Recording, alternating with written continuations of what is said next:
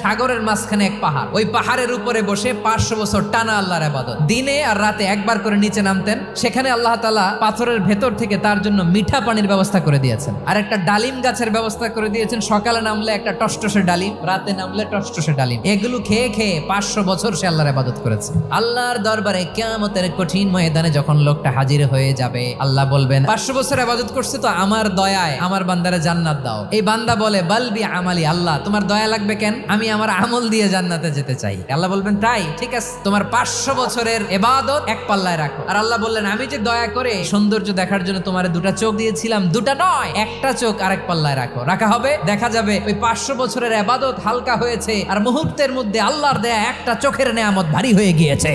ফলাফল দেখো, হিসাব বলে তুমি এখন জাহান্নামে যাবা, যাও এবার জাহান্নামে যাও। এবার লোকটা কাচুমাচু করে বলে আল্লাহ এবার আমি বুঝতে পেরেছি তোমার দয়া ছাড়া দুনিয়ায় কেউ জান্নাতে যেতে পারবে না।